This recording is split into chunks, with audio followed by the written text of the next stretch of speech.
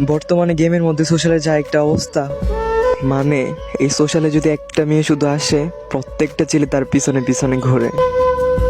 আর ছেলেদের এই ঘোরাঘুরি নিয়ে মেয়েরা অনেক মজা নেয়।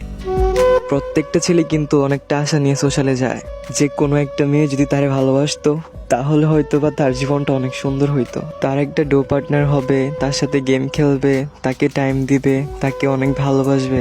প্রত্যেকটা ছেলে সোশ্যালে গিয়ে এরকম একটা কিছু আশা করে। আসলে একটা কথা কি জানো ভাই, একটা মেয়ের কাছে না অনেকগুলো অপশন থাকে।